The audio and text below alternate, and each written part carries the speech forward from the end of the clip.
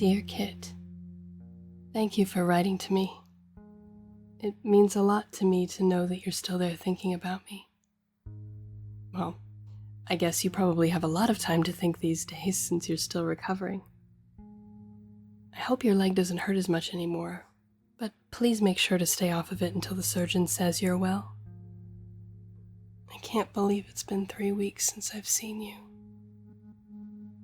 Although I am busy from dawn to dusk and beyond.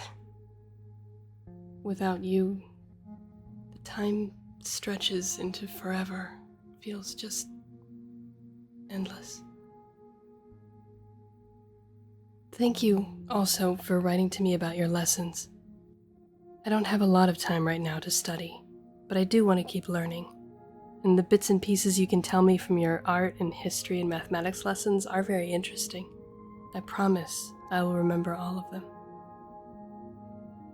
Training these days is a lot like it's always been, but it feels more serious too. Like the specters of those men we found in the forest are always watching us, and the knowledge that more of them may be out there somewhere is spurring us on to greater feats and longer hours. I don't go anywhere without my sword now. No one does. Patrols through the forest continue, although no one has found anything more. No people, signs of travel, nothing. It's as though what happened to us were an isolated incident, though no one feels that's really the case. We're all as taut as bowstrings, waiting for the first sign of anything to let the arrows fly. It's cold, and we practice. It rains and sleets, and we practice.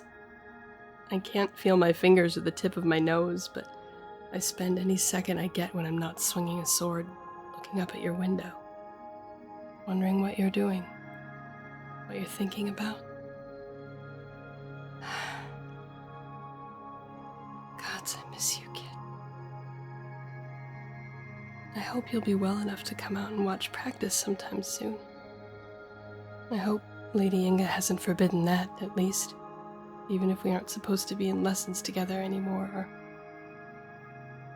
I hope by the time you're well enough to come out and watch practice, that you would still want to see me. You're still my best friend. You know that, right? Even if we aren't supposed to be anymore. I just have to believe that this is all temporary, and that once you're well and things have settled down around here, we can talk to your father and make him see reason.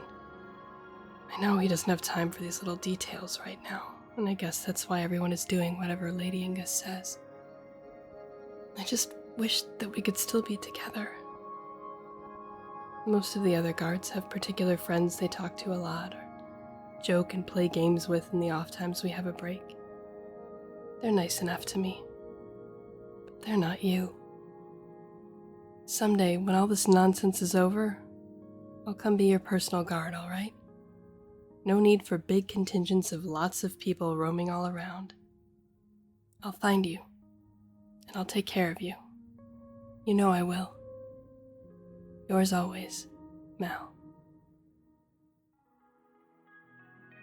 Dear Kit, the middle of November already. Though the hours are long and seem to take forever, when I think of all the days that have passed since I've seen you, they blur together. How I miss watching the river ice melt with you, finding animals in the woods, and swimming by the waterfall, and drawing with Seyfried, and yes, even the dancing lessons. I know you won't believe me, but I even sometimes miss my dresses. Oh, I wouldn't want to wear the dresses all the time, but it sure would be nice to have some variety instead of all this unrelieved leather, chain, and broadcloth, with maybe just an embroidered red fox for decoration. You probably wouldn't be able to tell me apart from Owen these days. And speaking of Owen, he's gotten a lot more tolerable. You probably won't believe that either. Sure, he won't stand for any rules being broken, but I kind of see more where he was coming from now. It must have been a real pain to look after you and me with all of our antics. Don't get me wrong, I miss the antics, but I think when we're finally together again, we can manage them better without causing so much trouble for others. We're smart enough to figure that out. So far, I've been training most with Captain Martine. My father is a captain too, but Owen said they didn't want there to be any conflicts of interest when it came to the command structure. That sounds silly. Anyway, Captain Martine is pretty strict, but I think she understands some of what you and I have been going through. She never says a word when Erik comes in with a note from you for me. You know, that first night when she and Owen and Morgan dragged me away from your door? That night was the worst. They brought me down to the barracks and told me that I was to stay there, that I didn't room with Alma anymore, and that I couldn't see you at all. That because of my behavior in the situation with Wasserberg, I was needed as a guard and soldier and wouldn't be permitted anything else. They wouldn't let me sleep until they'd all had a go at me, you know. How could you? And this isn't how you should be behaving, and you need to understand your place. I cried. I couldn't help it. I felt like they just couldn't understand me and you at all. I couldn't put it into words, but the despair just made me feel like I was strangling. They cut my hair right then, in the middle of the night before they sent me off to sleep. I cried at that too. It's silly because it's just vanity and hair grows back, but I know how much you liked my hair. You'd always twirl a bit of it around your pencil when we were drawing. It was gone, so I cried. But each morning since then, the sun has come up, even if it's behind rain clouds sometimes. Each morning I'm finding our training easier and easier to look forward to. Each morning I can look up and see your window, and know that you're there, and that someday, somehow, I will find my way back to you. Yours always, Mal.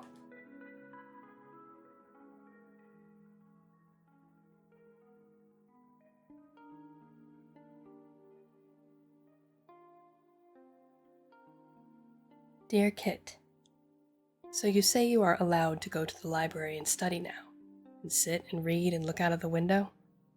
It must really bother you to be carried. I wish I could see your face when it happens. But really, it sounds like you've been healing well and haven't had too many setbacks. I think the surgeon was right to give you another couple weeks to heal. Yes, it's probably really annoying to have to be still for so long. But imagine how you'd feel if you re-injured yourself and were laid up for half a year or more. That being said, I do wish you were out and about. In spite of the state of constant readiness we are required to keep, we're not letting the tension spoil getting ready for Yuletide. I know you're going to love all the decorations, and I heard the king is planning a real party for the holiday itself.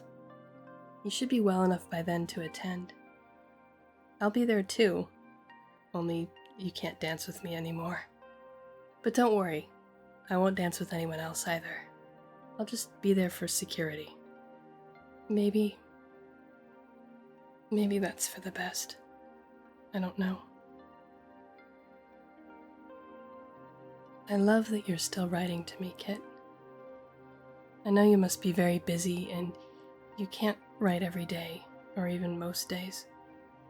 I'm sure there are plenty of things going on here in the castle I don't know anything about. Plans for you, for the castle guards. All I can do is do what I'm told and wait. You know I haven't ever been very patient, but I'm working on it. I promise. Next time you see me, however long we have to speak, you're going to see a whole new me. But still me. I'm getting to be better friends with the other guards now. We play card games and dice and make up stories and tell jokes. It's nice. You'd like them. Well, most of the time you would like them. Sometimes, every once in a while, one of them makes a crack about you, or most particularly about you and me. It's usually Morgan who does it, but he won't do it if Captain Martine or Owen are around, or my father. But once, Morgan didn't check carefully before he made a joke, and Captain Martine was behind him, and she clubbed him on the head with the hilt of her sword. That shut him up. For about a day. It's like I said before. They don't understand about you and me. They think that I was, I don't know, trying to seduce you or something. And no amount of explaining will change their minds.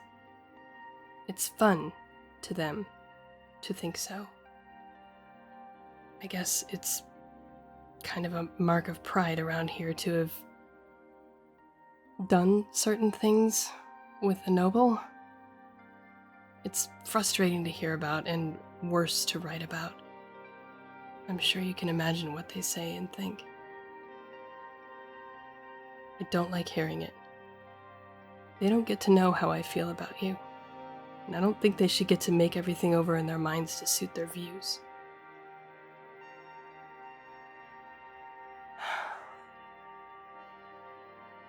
This note is probably one to burn. I'm not even sure why I told you those things, except that I can't imagine keeping important things from you. You always say you want to know what's happening, and what I think, and, well, there it is. I hope to see you soon, Kit. I miss you so much. Yours always, Mal.